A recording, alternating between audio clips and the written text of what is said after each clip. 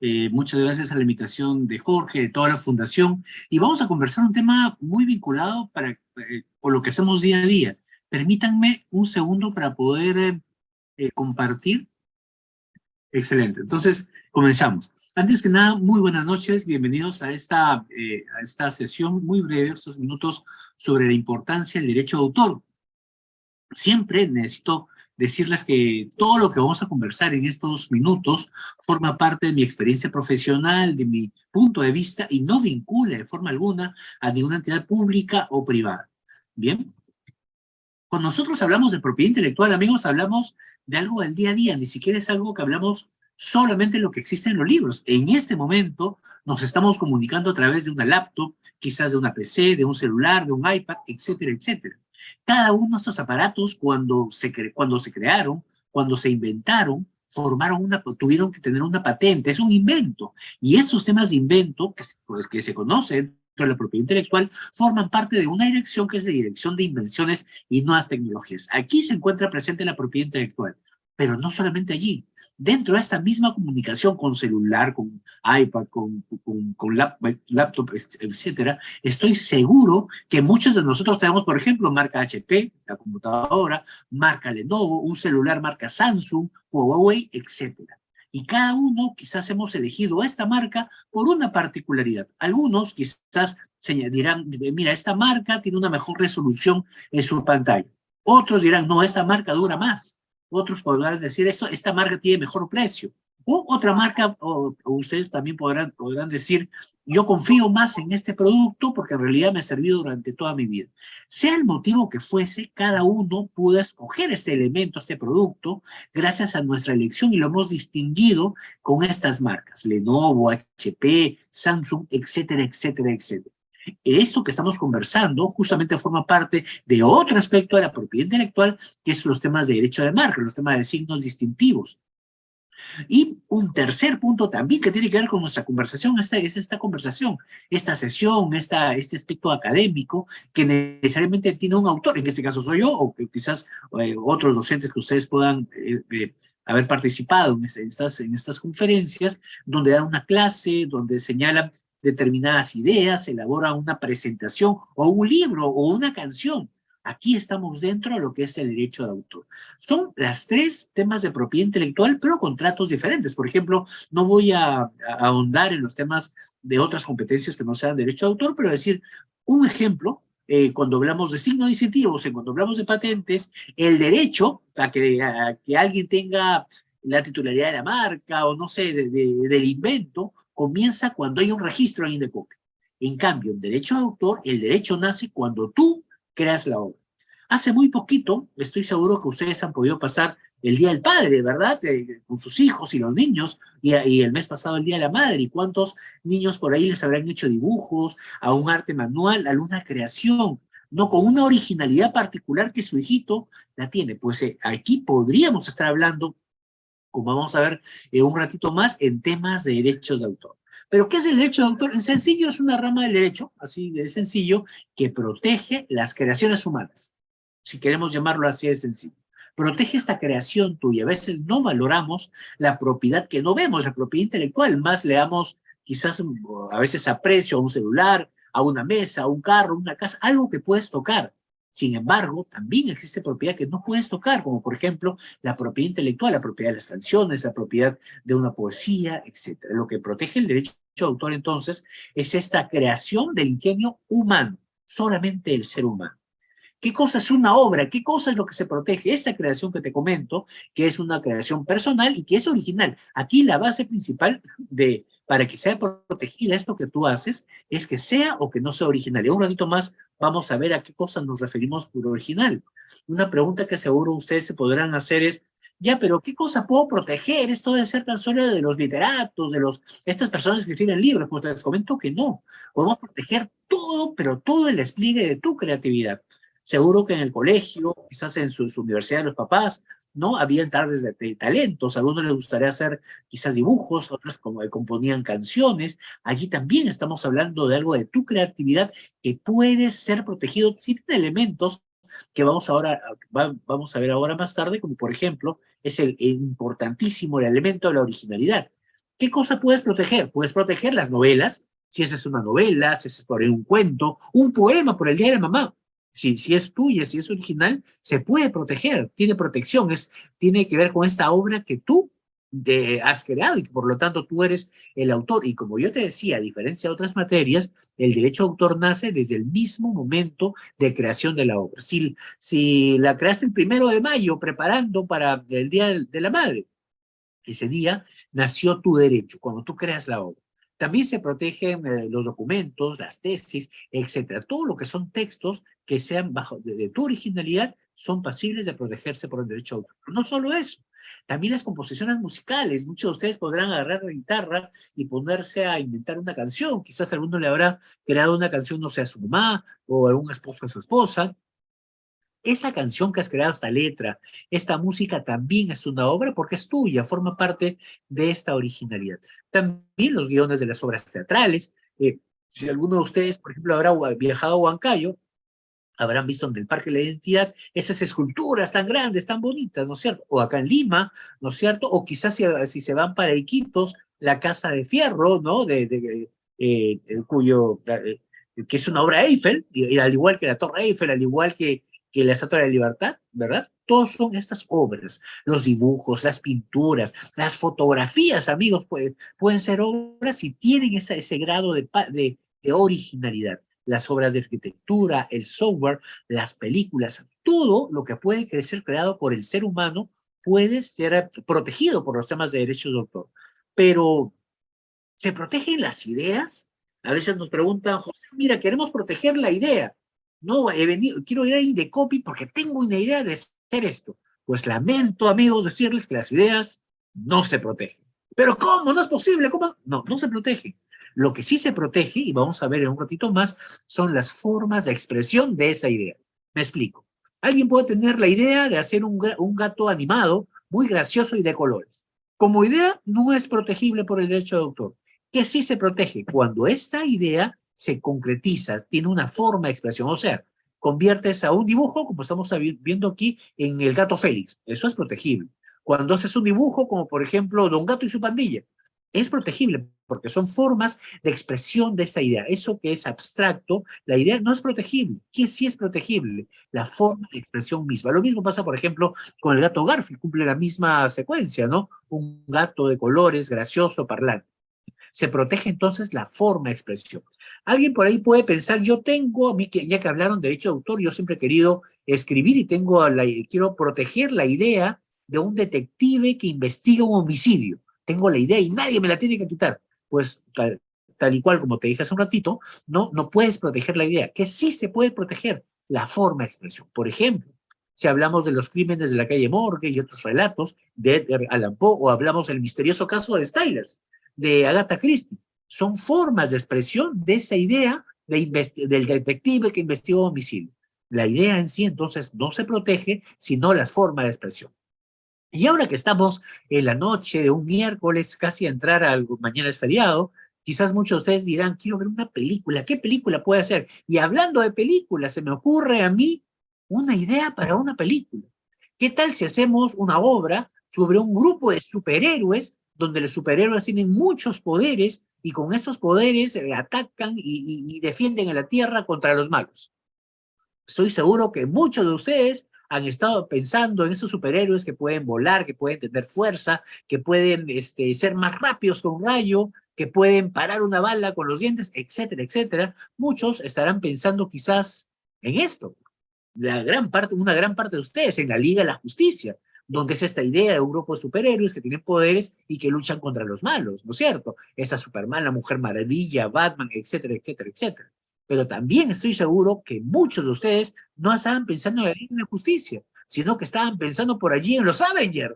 Por supuesto, también están los Avengers, ¿no? Claro, ahí tienes, por ejemplo, a Thor, tienes al Capitán América, tienes hasta Iron Man, etcétera, a Hulk, etcétera, etcétera, gente con superpoderes que luchan contra los malos.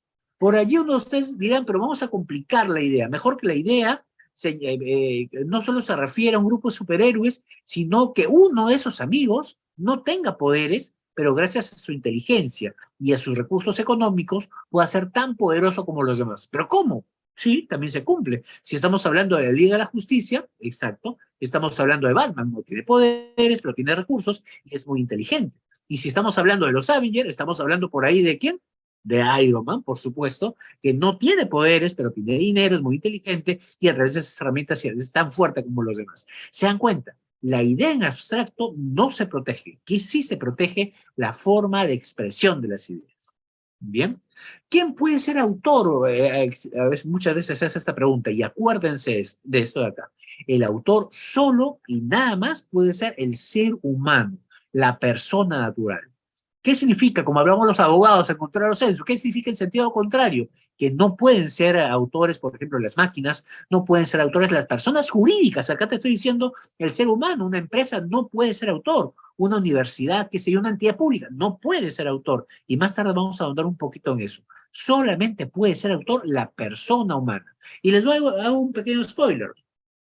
¿Qué pasa si una empresa o una entidad pública te contrata para que hagas un gráfico, un dibujo? Tú eres diseñador. Eso que tú haces es una obra tuya, como hemos hablado hace un rato. Tú eres el autor, pero la empresa esta te paga para que tú le hagas la obra. ¿De quién es el autor? Pues te comentó que tú siempre vas a ser el autor. Lo que sucede es que si alguien te paga, te contrata para que hagas una obra, ellos a lo mucho lo que podrán llegar a ser es el titular de la obra, que es diferente. Autor que titular. Autor solamente la persona natural que crea la obra. El titular puede convertirse en titular, como vamos a ver en un ratito más, aquel que puede, a quien le han cedido los derechos patrimoniales de la obra. Pero eso vamos a ver en un ratito más. Te quiero mostrar algo. Imagínate este rostro que te mira tan simpático cara a cara, ¿no? Este monito. Dirán, pero ¿qué tiene que ver ese monito con lo que estamos hablando? Pues les cuento que hace ya algún tiempo unos fotógrafos se fueron al África, se fueron a poder tomar fotos a un montón de cosas, a animales, a plantas, y hacía bastante calor, y este grupo de fotógrafos se quedó dormido, y en eso que se quedó dormido, unos simpáticos monitos vinieron y se robaron las cámaras y se fueron corriendo con las cámaras. Al fin, los llegaron a encontrar los monitos y las cámaras, por supuesto, y encontraron que habían tomado como 5.000 fotos. Y un fotógrafo se dio cuenta en su cámara que dentro de estas fotos que habían tomado los monitos habían dos muy interesantes. Una como la que te estoy mostrando, que es un mono que se está tomando un selfie. Oye, qué simpático. Este fotógrafo famoso lo que hizo fue colocarla en su página web, en sus redes sociales, y dijo, con esto me voy a hacer conocido. Pasó el tiempo y por ahí apareció una entidad X que dijo, oye, qué bonita foto, yo también voy a tomarla y la voy a colocar en mis redes sociales. Y así lo hizo, la colocó en sus redes sociales, imagínense, ¿no? Y lo que sucede es que, para hacerles corta la historia, que muy molesto el fotógrafo, inició acciones legales contra esta otra entidad. Y la Corte Suprema de los Estados Unidos resolvió la historia de esta forma. La pregunta principal era, ¿quién tomó la foto? Pues bueno, la foto la tomó el mono. Entonces, si el ser humano es el único que puede crear obras y el que tomó la foto es el mono no puede ser un autor porque no es un ser humano. Por lo tanto, el caso lo perdió el fotógrafo. Pueden haber otros temas legales, pero el único que puede ser, amigos, acuérdense, autor es el ser humano, nadie más. ¿Bien? Pero ¿qué requisito debe cumplir esto que hace el ser humano para hacer obra? Un requisito elemental, es lo más importante, la originalidad. ¿Qué es la originalidad? La original no tiene que ver con que sea algo nuevo, la originalidad no tiene que ver con que sea algún tema inventivo, algo que buscó solucionar una necesidad, no.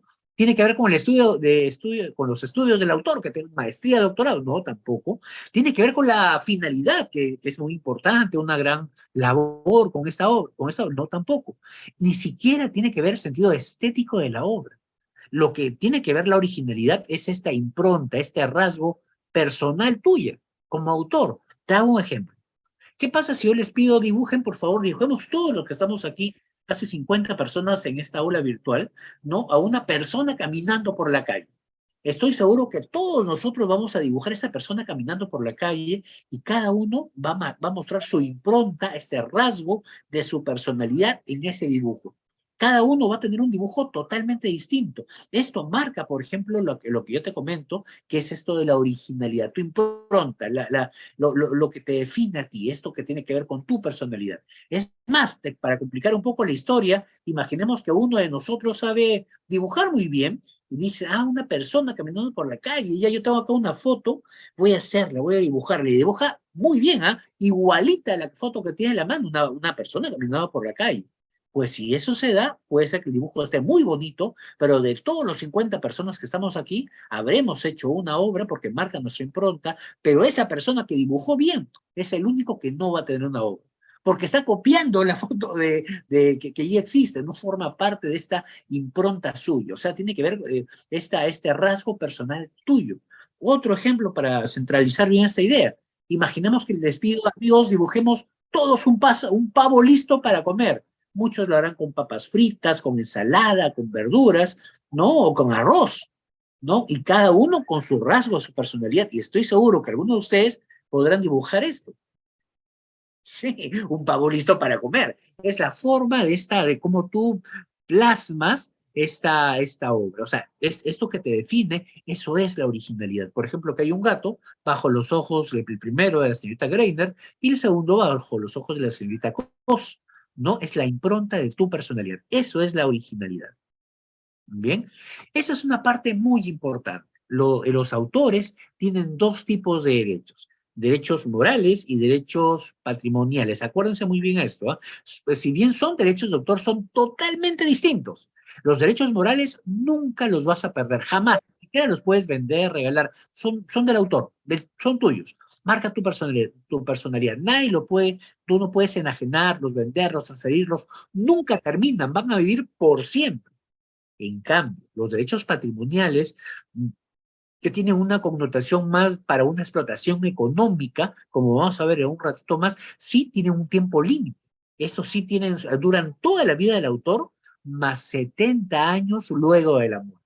Es distinto. Y una diferencia fundamental es que si bien te dije que los derechos morales no se venden, no se regalan, etcétera, los derechos patrimoniales sí tú puedes cederlos, puedes transferirlos, puedes regalarlos, lo que tú consideres. Pero acuérdense que son dos tipos de derechos distintos, morales y derechos patrimoniales. Comenzamos con los derechos morales. ¿Cuáles son? Aquí les muestro algunos de los principales. El derecho de paternidad. Imagínate que tú haces una canción y le preparas una canción, no sé, para ahora que viene Fiestas Patrias, por el aniversario del Perú, por ejemplo, o quizás por tu mamá o por tu esposa, una canción, elaboras una canción. Tú eres el autor de esa obra y tú tienes este derecho de paternidad de la obra. ¿Qué significa? Que si tú eres el autor, todo el mundo debe reconocer que tú eres el autor, tiene que reconocer tu crédito. No puede decir alguien, esta canción la hizo Jesús o la hizo Mario, no, porque lo hizo, no sé, Alberto. O sea, siempre tiene que reconocerse quién es el autor de la obra, su derecho a paternidad. Una vulneración bastante común de este derecho es el plagio. Cuando viene otro, toma una obra, le cambia el nombre y pone el suyo. Ahí se está vulnerando el derecho de paternidad. Nadie, pero nadie puede vulnerar el derecho a paternidad. ¿Qué significa? Que nadie puede dejar de reconocer quién es el verdadero autor de la obra. Ese es el derecho a paternidad. Otro derecho es el derecho de divulgación. Imaginemos que cuando estás, hace mucho tiempo hiciste una canción, no quisiste nunca sacarla a la luz, o una poesía, la tienes tú guardada, por ahí en algún momento le comentaste a alguien, mire, yo tengo una canción que hice, y nunca la llegué a difundir al público. Y esta persona dice, no, pero debes de sacarla, que esas cosas tienen que salir a la luz, por aquí, por allá, perfecto, lo que piense. Pero el único que tiene el derecho para mostrarla a todos por primera vez eres tú como autor, nadie más. Ese es tu derecho a la divulgación. Y si alguien toma este tipo de canción, por más buena fe que tenga, ¿no? Y la muestra, está incumpliendo un derecho de los más importantes, que es el derecho moral, por lo cual tú, en cualquiera de estos casos, estos derechos, podrías ejercer tu iniciativa y poder presentar una denuncia. ¿Bien? Otro derecho es la integridad. Imagínate, ya que hablamos de canciones, hemos comenzado con ese tema, que tenemos una canción de 5 párrafos, ¿no? Canción X. Y la cantan, ya es conocida, y por allí alguna persona no le gusta pues el cuarto párrafo y decide cambiar la letra. Oye, un ratito, tú no puedes cambiar la letra. No, no puedes, porque si la cambias, estás vulnerando el derecho a la integridad. Nadie puede cambiar la letra de las canciones. No obstante, eso se ve bastante en algunos casos, sobre todo en épocas electorales, cuando de diferentes grupos o quizás comerciales, qué sé yo, toma canciones y les cambia la letra, pues les cuento que ahí están vulnerando el derecho a la integridad. Si alguien vulnera, el autor perfectamente puede presentar una denuncia y la sanción hasta si no me equivoco, hasta 170 UITs que puede ser sancionada esta persona. Cada UIT cuesta 4.950. Les comento, pero porque es importante dar a conocer eso. Si tú eres el autor, entonces nadie puede dejar reconocer que tú eres el autor. Nadie puede darla a conocer a todo el mundo, difundirla, si tú no quieres hacerlo. Tú eres el que tienes ese derecho. Y nadie puede cambiarlo. O a alguien no le hiciste una novela y a alguien no le gusta el final, le cambia el final. También es una infracción. Estos derechos morales son los derechos, como te comento, que nunca terminan, que viven por siempre. No pasan 1000 años, pasan 100 años y siempre se tienen que respetar. En cambio, estos derechos patrimoniales que tienen como finalidad la explotación económica, sí tienen una connotación distinta, porque tú puedes transferirlos, puedes regalarlos, donarlos, etcétera. Pues son los derechos de reproducción, de distribución, de comunicación al público, de transformación de la obra. ¿Cuáles son estos? De reproducción, es tan sencillo como sacar copias de la obra. Tienes un gráfico, puedes sacarle fotocopia, puedes ese gráfico que aparezca en polos, en libros, qué sé yo, en camisas, pues esas copias es el ejercicio del derecho a reproducción. Y el único que puede hacerlo es el autor, o ceder, el autor si quiere, puede ceder a alguien más para que esta persona pueda sacar estas copias. O sea, la posibilidad de sacar las copias, tanto físicas como digitales, solo es del autor. Y si alguien más lo quiere hacer, el autor tiene que autorizarlo o tiene que cederle sus derechos para que pueda este tercero también sacar esas copias. ¿No? Eso es un tema muy importante que a veces no se reconoce mucho, por ejemplo, con los temas de piratería y otras cosas que vemos por allí, ¿no?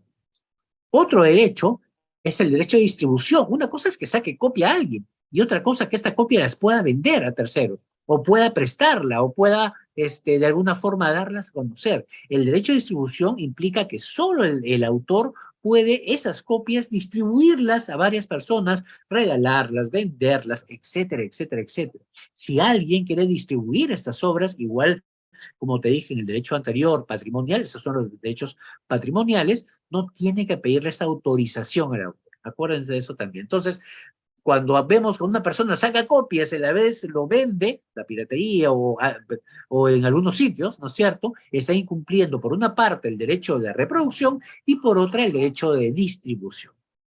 Bien. ¿Qué más? Hay otro derecho que es el de la comunicación pública. Cuando vas al cine, por ejemplo, tú pagas un ticket para ver una película, para poder acceder a una película, escuchar una película, pero no te da un CD o un USB con la película.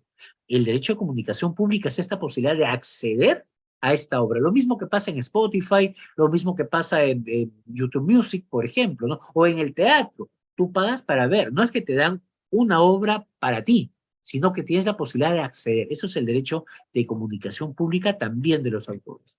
Otro derecho es el de transformación. Ponte que tú das un libro, vamos a ver La ciudad de los perros, pero quieres traducirla al inglés. Perfecto. Esta traducción al inglés es una transformación de la obra y necesita el permiso del autor. Ahora, tomemos este ejemplo de Mario Vargas Llosa, La ciudad de los perros. Esta obra es una obra original, su novela, ¿no es cierto? Que por ahí la conoces, y cuando tú le sacas la traduces, se convierte en una obra derivada, una obra no necesariamente igual, distinta. Si bien parte de la primera es una derivada porque es la traducción, es una transformación de la obra. Y esta obra original, La ciudad de los perros, puede tener entonces otras obras derivadas. La película o la traducción, entre otras. Obra originaria, obras derivadas, son obras independientes, pero que tienen este vínculo del permiso del autor de la obra original. Lo mismo pasa con los pitufos, ¿no? Hace más de 50 años Pello creó una novela, Los Pitufos, y ahora han salido un montón de obras derivadas. Una es esta película de Los Pitufos, que es una de las obras derivadas de la obra original de Pello. No, o hace poquito, ¿no? Hace 1983 se creó el videojuego Mario Bros, ¿no? Y hace 2 meses más o menos, o un mes, se ha publicado esta película Super Mario Bros, que es una obra derivada de la obra original que es el videojuego. Entonces, una cosa es la autoría, que es el autor, el que hace, el que elabora, el ser humano que elabora esta obra, y otra es la titularidad. La titularidad es es aquella persona natural o jurídica, ahí sí puede ser natural o jurídica, por la cual el autor le cede, le regala sus derechos patrimoniales, solo patrimoniales, acuérdense, porque los morales no se pueden vender, solo los derechos patrimoniales. Bien, ¿qué más? A ver. Yo les hablaba que hay un plazo de protección de las obras. Bueno, hablamos siempre de los derechos patrimoniales, porque ya saben que los derechos morales viven por siempre. Los derechos patrimoniales, o sea, derecho a distribución, derecho a reproducción, comunicación pública, esa adaptación de la obra que te dije hace un ratito, duran toda la vida del autor, más 70 años luego de su muerte. Luego de esos 70 años, luego de la muerte del autor, se da una figura jurídica que se llama que entran en dominio público. ¿Qué significa que entran en dominio público? Que cualquier persona puede tomar esa obra y puede explotarla económicamente, puede sacarle copias, puede distribuirla, ya no necesita permiso de nadie. Luego que pasen esos 70 años, luego de la muerte del autor. Acuérdense de ese tema. Algo para comentarles también que hace un par de meses, en mayo, Indecopi, la Dirección de Derechos de Autor, sacó la actualización de una plataforma donde aparece un catálogo de más de 1.700 obras en dominio público que las personas podrían perfectamente tomarlas para explotarlas. Siempre hablamos solo de derechos patrimoniales. Nunca estamos hablando, ojo, de derechos morales. ¿Eh? ¿Es obligatorio el derecho de autor? A veces nos preguntan. Ya te dije ahora temprano, a diferencia de otros temas de propiedad intelectual, el derecho de autor nace cuando nace la obra, no cuando la registras. No es, por lo tanto, no es obligatorio el registro del derecho de autor, pero sí es muy recomendable, porque cuando tú lo registras, te puedes proteger de que alguien venga y diga, oye, esa obra es mía. No, un ratito, acá está mi certificado. El registro de obras en realidad constituye un documento de fecha cierta que te permite sustentar tu derecho, es un medio de prueba, le da publicidad a esta obra, por lo tanto, es muy recomendable que se elabore este registro.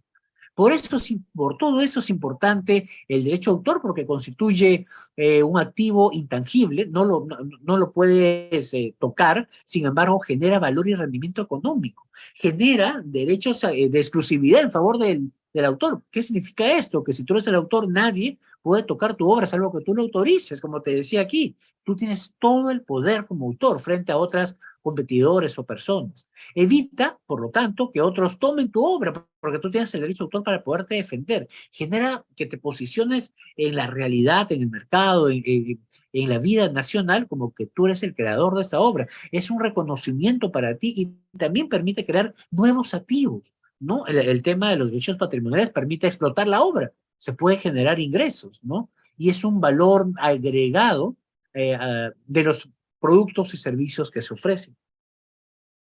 A ver, permítanme. Uy. Temas muy importantes que también quería comentarles es que si ustedes van a Google y señalan y ponen Indecopy y ponen PECIPRO, derecho de autor, van a encontrar un montón de material audiovisual que hemos elaborado, guías sobre derecho de autor, guías interactivas, videos, programas de radio, diferente material virtual para que puedan conocer un poquito más de diferentes temas de los derechos de autor, ¿no? En la industria musical, en los videojuegos, en la literatura, etcétera, etcétera, ¿no? También tenemos entrevistas en Radio Indecopy, tenemos varios concursos de cortometrajes, de cómics. En este momento hay un concurso de la mujer de fotografía, de un concurso, primer concurso nacional para mujeres, donde a través de estas iniciativas lo que buscamos es fomentar el respeto a los derechos de autor. Finalmente, para comentarles, amigos, el derecho de autor es un derecho humano, es fuente de trabajo, ¿no? Porque genera trabajo, permite acceder también a la cultura y acuérdense, amigos, que todos, cualquiera de nosotros, fíjense, cuando hace una obra, cuando, por ejemplo, hace un libro, hace una canción, haces una poesía, cuando haces tu trabajo en la universidad, esa es una obra porque es tu autoría. Por eso es que independientemente de las sanciones que puedan tener colegios o universidades, si alguien toma un trabajo y le pone su nombre o dice, júntame en tu grupo, ¿no? Que soy, mira, yo soy tu amigo, oye, ahí podría estar vulnerándose, habría que ver cada caso el derecho de autor y ya saben que puede existir una sanción económica, ¿no? y puede ejercer su derecho de autor, por supuesto, ¿no? Finalmente, todos, como ya les decía, todos nosotros podemos ser autores. Espero que les haya gustado y sea atento para cualquier pregunta o comentario que ustedes puedan tener. Bueno, José, primero que nada, agradecerte, me parece muy clara, muy concisa y sobre todo muy interesante la ponencia que has hecho y nos explica realmente la necesidad de que toda persona que crea una obra, por seguridad, por seguridad jurídica, es recomendable registrarla para evitar temas de piratería, asuntos de que otras personas utilicen la obra que uno con tanto esfuerzo, con tanta creación lo haya realizado, para que un tercero se aproveche de eso. Este, Acá me han hecho algunas preguntas, igual, si alguien tiene otra pregunta, lo pueden hacer ahí por el chat. Acá hay unas preguntas, acá voy a trasladarlas acá al ponente para que brevemente nos lo vaya respondiendo. Este, Aprovecho para saludar, aparte de Jorge, a otro amigo que veo aquí, que es Misael Camargo, ¿no? Él también pertenece a un grupo musical donde yo también participo, que también están vinculados a los temas de obras, ya temas musicales. Ahora sí, cualquier pregunta, adelante. Sí, ahí de repente Misael se anima a hacer una pregunta. Acá me han mandado varias preguntas, algunas ya las ha respondido en el desarrollo de la ponencia. Acá una pregunta dice, ¿puedo obtener fotocopias para una obra para fines exclusivamente educativos sin necesidad de solicitar una autorización al autor? Muy buena pregunta. Fíjense que existen lo que son las excepciones al derecho de autor.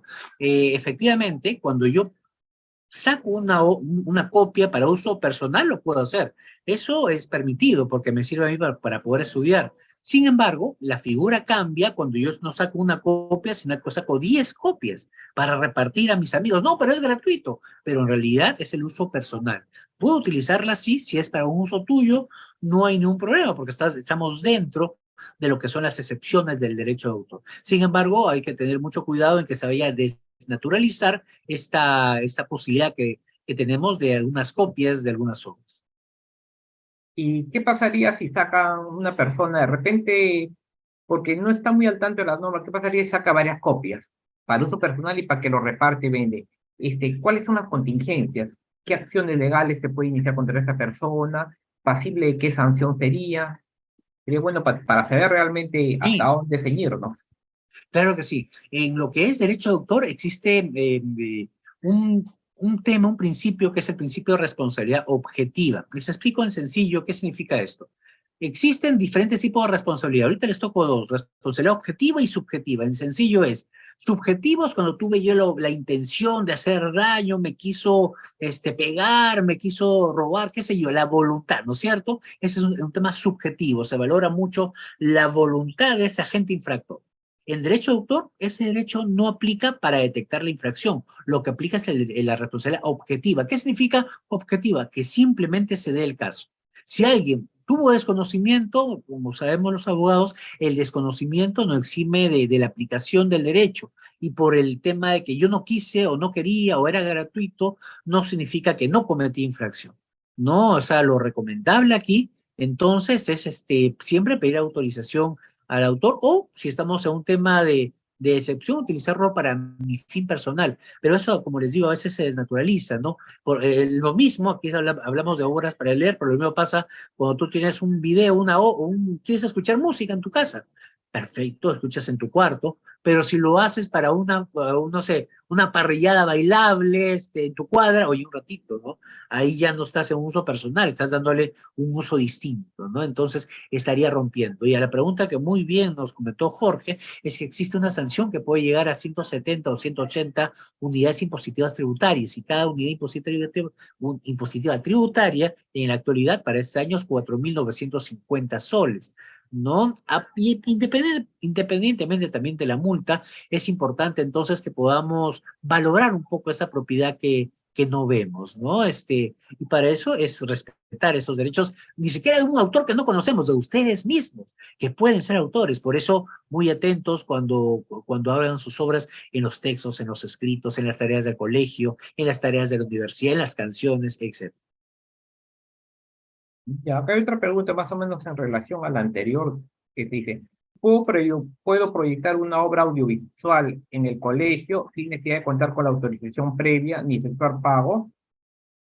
Muy buena pregunta, porque tiene dos respuestas, les cuento. A ver, si es para fines educativos, es decir, estamos en una clase de tal tema y yo necesito para poder proyectarlo en el colegio o en la universidad, es un fin educativo, es válido, está dentro de las excepciones, pero la ley se restringe a eso. Cuando estamos hablando de un colegio para los alumnos de mi clase, si en cambio en el colegio quiero hacer como parte, no sé, de una actividad del Día de la Madre o de Navidad, ¿no es cierto? El uso de obras, si ven la norma, ya no estamos en el marco de la excepción y podríamos estar incumpliendo la normativa de derechos de autor.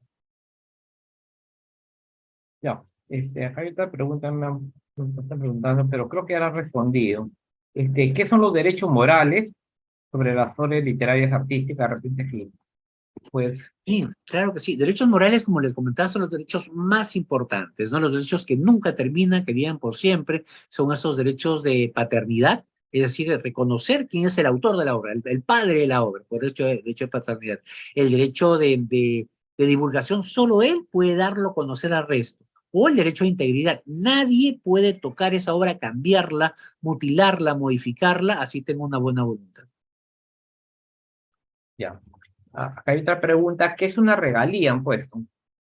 Claro, lo que sucede es que cuando yo tengo una obra, yo puedo, en el ejercicio de mis derechos patrimoniales, lograr una explotación económica. Y es posible que yo pueda generar ingresos, generar recursos, ¿no? Sería lo justo, pero depende de la voluntad de ese autor, porque el autor puede venderte, puede permitirte el ejercicio de un derecho por un monto económico, o también puede decir, mira, no, yo lo quiero donar, lo quiero regalar. La regalía forma parte de esta contraprestación por el uso de este derecho patrimonial del autor. Ya, acá hay una otra pregunta que acaban de hacerlo. ¿Cuánto cuesta registrar una obra y cuánto demora el proceso de registro?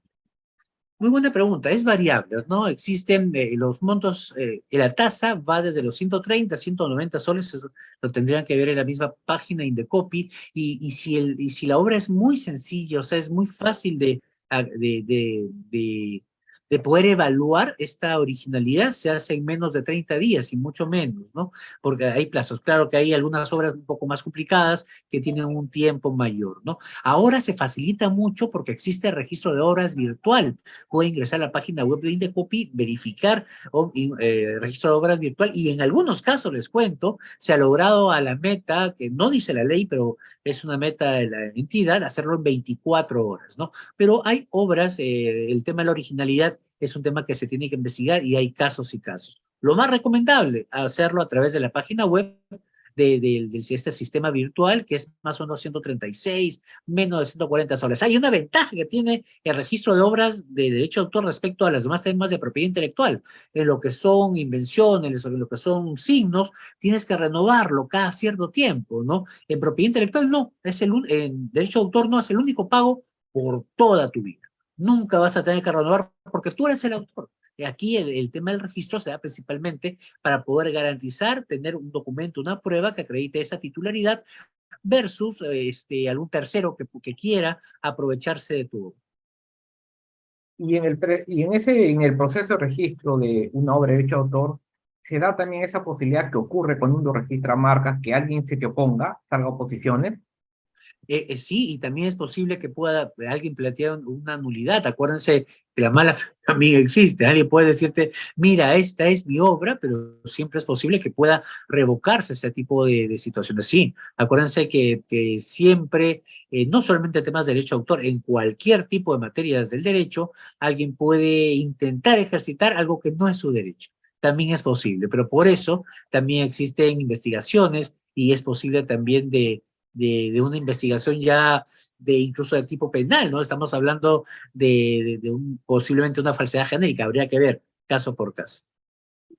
Acá hay una pregunta, dice, ¿cómo conocer qué es permitido y qué está protegido como derecho de autor? La norma básica es el decreto legislativo 822, ¿no? Y ahí se dice los temas principales, pero yo les resumo en los que les comenté ahora, ¿no? Lo importante es esta originalidad de esta obra. En cualquier campo del intelecto humano, esta originalidad, esto que muestre tu personalidad. ¿Qué cosa no se registra, que no está protegido? Lo que te dije, las ideas no están protegidas. ¿Qué cosa tampoco está protegido? Tampoco está protegido las normas jurídicas, no se protegen. El decreto legislativo 822, creo que artículo 9, habría que verificar con un artículo cercano, también señalan que tampoco están protegidos los procedimientos, las recetas, los hechos objetivos, o sea que se cayó un puente, no está protegido. La forma de redacción de una nota periodística sobre ese puente, eso sí puede estar protegido. Interesante. Acá hay una pregunta, dice, si una obra es creada en virtud de una relación de trabajo, ¿a quién pertenecen los derechos de autor? Perfecto, muy buena pregunta.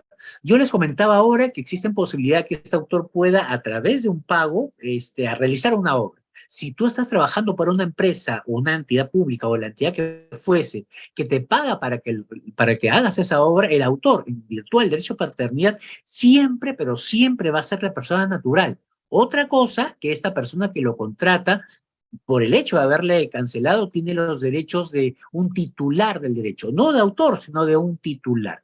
¿Qué significa eso? Que puede utilizar la obra, explotar la obra y explotar todos los derechos patrimoniales, porque ha contratado este autor para esta realización, pero ojo los derechos patrimoniales. El autor siempre va a ser autor y esta empresa que le ha pagado tiene la obligación de mencionar, esta obra es de fulano de tal, esta obra es de tal persona. Y también tiene en el contrato que se haga, tiene que señalar si esta sesión es con exclusividad o sin exclusividad. ¿Qué significa esto? Con exclusividad es que yo le pago al autor para que me haga un gráfico. Si es con exclusividad, yo a partir de ese momento soy el titular, él siempre va a ser el autor, pero los derechos patrimoniales, copia, distribución, solo los puedo hacer yo como empresa, que le compré, yo soy el titular. En cambio, también puede ser una venta, una sesión sin exclusividad. ¿Qué significa eso? Yo le pago, pero como no hemos pactado, yo puedo utilizarlo para vender, para sacar copia, para distribuirlo, pero el autor también lo puede vender a terceros o sacar copia. Mucho depende de lo que señala el contrato. Y por ejemplo, cuando una persona quiere utilizar los derechos de autor, pero actúa con diligencia, ¿qué tipo de contrato aplica? ¿Una licencia de uso, una cesión de derechos? Depende. Específicamente para qué derecho de autor. Claro, depende, porque tanto licencia como sesiones son contratos. La diferencia es que en el contrato lo que tú haces es ceder los derechos patrimoniales, cedes derechos patrimoniales. En cambio, cuando hablas de licencia, solo son permisos. Por ejemplo, ¿qué pasa si contratas a un grupo para que te autorice a utilizar la canción y tienes un programa de televisión? Tú le dices, mira, yo voy a utilizar tu canción en estos 6 meses de mi programa de televisión. Tú le pides esa licencia por un tema netamente temporal. No le estás cediendo ningún derecho, le estás autorizando a que pueda usarlo, ¿no? Eso puedes tú elegirlo. Si quieres hacer un contrato cediéndole, o sea, transfiriendo los derechos patrimoniales o por allí autorizando el uso en determinado sitio o lugar específico. Y esa licencia, esta sesión, se inscribe también en Intercopy como acto modificatorio o Podrías la deja privadamente. Es posible que lo puedas inscribir o no, pero en realidad aquí lo importante es que yo la sugerencia mayor es que no vayan a bajar, que he visto bastante un uso frecuente, bajar modelos de Internet, porque en Internet he visto a personas que bajan modelos de compra de vehículos, de alquiler de casas, y son materias totalmente distintas, ¿no? Tienen que tener mucho cuidado con lo que aparecen, porque en esos contratos lo que yo recomendaría es que vean, por ejemplo, en qué territorio lo van a utilizar, si es en Lima, en el Perú, en México, por cuánto tiempo, 1 año, 6 meses, ¿no? Si es con exclusividad, si es exclusividad, cuánto es la remuneración que van a pagar, ¿no? O sea, independientemente de la posibilidad de registro, ¿no? Lo más importante es qué cosa aparece en ese documento, ¿no? Les digo eso porque muchas veces lo que se hace es bajar de las redes y ya, y en realidad ese es un tema bastante terrible. Yo estoy muy agradecido por toda la participación, sino que justo tenía una actividad en este momento. No sé si tiene alguna última pregunta por ahí. Sí, hay una última. Una última, dice, dentro de la ponencia comentaste que el derecho de protección de autor dura toda la vida más 70 años, ¿ya? Y la pregunta más acá es, ¿qué pasa si el autor muere tempranamente y tiene hijos? Sus hijos, ¿hasta cuándo tendrían ese derecho? ¿Los 70 años? ¿Cuándo sería el corte más o menos? Exacto, pero acuérdense que estamos hablando de derechos patrimoniales, ¿no? ¿Qué sucede? Un autor muere joven o mayor, igual es toda su vida, ¿no es cierto? Y el derecho de autor, derechos patrimoniales, se extiende 70 años luego de su muerte. ¿Qué significa? Que estos derechos patrimoniales durante esos 70 años van a ser ejercidos por sus descendientes, por sus herederos. Ellos pueden utilizarlos en esos años siguientes. Sin embargo, los derechos patrimoniales no tienen fin. Eso sí, van a mantenerse con sus herederos por siempre y para siempre, paternidad, por ejemplo, u otro que se tenga por ahí presente, ¿no? Lo más importante, entonces, es visualizar qué tipo de derechos estamos hablando. Los morales, que no tienen fin, o los patrimoniales, que tienen esta temporalidad. Bueno, José, creo que me quedó claro y a la mayoría de la audiencia también. No quiero usar más de tu tiempo, sé que es un compromiso. A nombre de la Junta de Administración de la Fundación Ciudad de Papel y de toda la comunidad educativa del Colegio Hogar de Niños de Tamaña Madre de Dios, te agradecemos por tu ponencia. Y bueno, ya hasta otra oportunidad estaremos contando. Más adelante estamos pensando ya hacer sesiones presenciales y ya estaremos pronto ya buscando, ¿ya?